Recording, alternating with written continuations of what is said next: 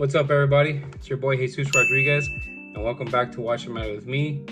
And I want to show you guys my new watch. So I just picked up this watch. The story behind this watch is that my best friend, one of my best friends, Sergio, he actually has a buddy of his who's deployed in Japan. And my boy Sergio, knowing that I'm a watch lover, gracefully called me in while he was FaceTiming his friend Luis, shout out to you, Luis, in Japan, and said, hey, do you want any of these watches? I don't know what store his friend was in or where he was even at in Japan, but I did see something that caught my eye, and it was this. It's just a little Seiko 5. Now you might ask yourself, well, what's so special about a Seiko 5? But if you've been following my channel, you know and you've seen this watch before. You've seen this watch before. This is a Seiko 5, kind of like a field inspired watch you see here. And what can I say? I have history with this watch. This watch here was actually the watch that kind of started a big journey in my life as far as collecting. I started with a watch like this. It was literally $50, and I flipped it, and I got all the way up to, if you've followed my channel, it got all the way up to a Grand Seiko. I was supposed to flip to a Rolex, but it never happened. I fell in love with the Grand Seiko.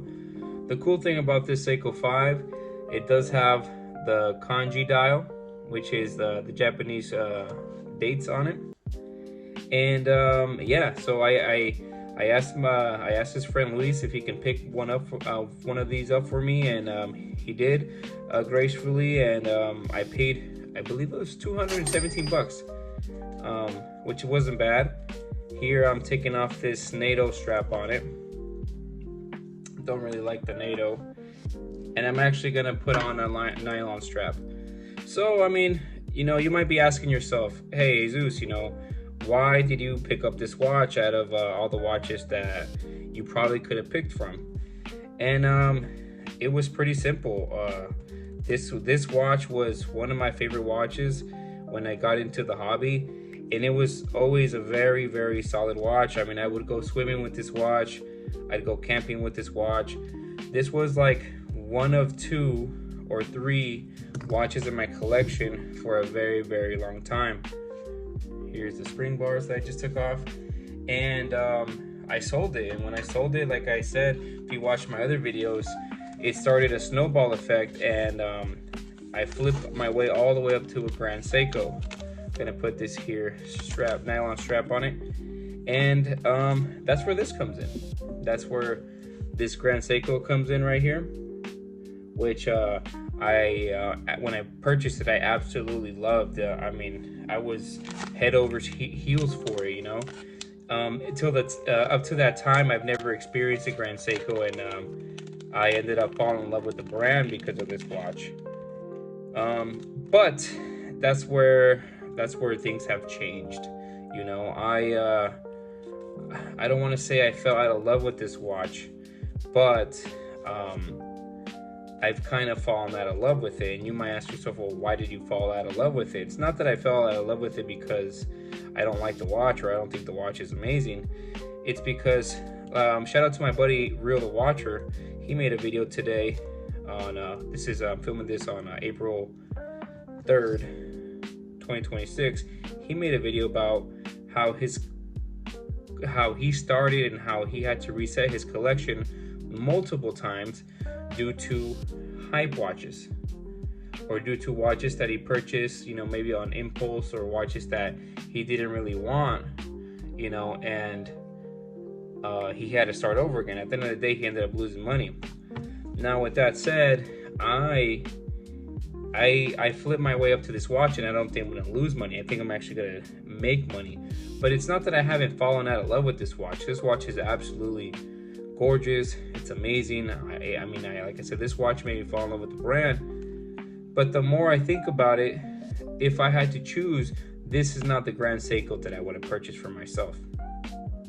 And that's okay, you know, because this introduced me to the brand. This really got me into it. and it made me go down a rabbit hole that I love and appreciate, and now Grand Seiko is one of my favorite brands. But this isn't something that I would have walked in and picked up at an AD. Now, mine, I'm lucky enough that mine has a green seconds hand and a green, power reserve, because green is my favorite color. So that's probably one of the reasons why I actually did fall in love with it when I first got into it. But this watch lacks one thing, and it's an amazing dial. And that's what Grand Seiko is known for, is an amazing dial. I mean, the movement in the back, I fall head over heels for it. It's amazing. I can literally stare at that thing forever. But it's not something that I would pick up and buy myself personally. At least I don't think it is. Now, with that said, I feel like I would probably buy the Winter or the Shunbun, the Cherry Blossom. Those are some of the ones that I would pick up and buy myself. And you might ask yourself, well, what's next? Well, I have something very important to me, and something that's huge coming up for me the next couple months. That's gonna mark a very special occasion in my life. And this watch, if I sell this watch, I could essentially buy something I absolutely love. Something that I absolutely love. Maybe a Grail watch, something that I've been looking forward to owning for a very, very long time. And like I said, shout out to my buddy Real the Watcher. That's kind of what he was talking about. What he was alluding to was about spending the money once and getting what you want. This isn't the end for me with the Grand Seiko, because at this moment of me filming this, I haven't really made my decision. I haven't made my decision of whether I'm going to sell this and bite the bullet and buy, like I said, the Snowflake, the Shunbun, Cherry Blossom, or the Winter. I don't know yet. I've looked at all of them at an AD in Beverly Hills a couple months ago when I was out in California. So I don't know if that's the route I want to go, or I don't know if maybe I want to buy something else, and experience something else. I'm really into like the late 90s, early 2000s, or 90s Rolex Submariners. I absolutely love those watches with the aluminum bezel. I think they're solid, but at the same time, I don't want to get that watch because I love to own a Tudor Black Bay. It's probably one of my favorite watches in the world, and I really want one. So there's that. There's also saving my way up to IWC Engineer. Gerald Genta design, designed and came out the same year that the AP Royal Oak came out, which is also very cool and very, in my list of Grail watches or watches that I really want. Explorer 1 and Explorer 2.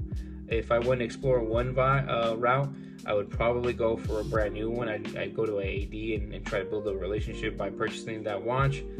If it's Explorer 2, I'd love to get, I think it's 2005 and down. I don't remember the reference number. I think it's like 16060 or something like that, whatever the reference number is.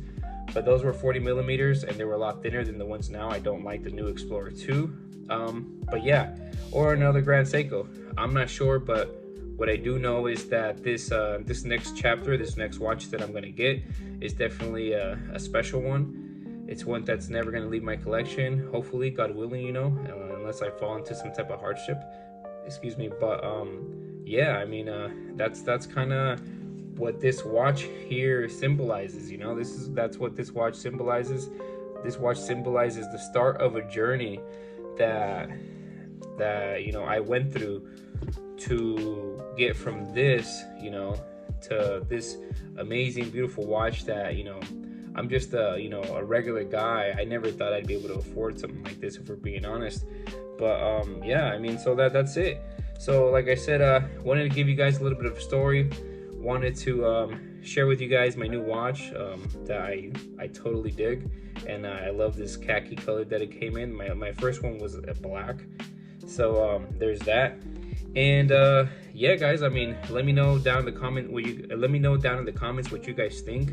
Am I doing the right decision? Am I making the wrong decision? And yeah, I just wanted to come on here and share this story with you guys. Going from Seiko to a Grand Seiko, now going back to a Seiko, you know, and seeing what other avenues I explore. A quick little wrist check. I forgot to tell you guys, I'm wearing my Speedmaster here, wearing this little speed. Well, there it is, guys. Hope you guys enjoyed the video. Please like and subscribe. Follow me on Instagram at Watch the Matter with Me, and hope everybody has a great day.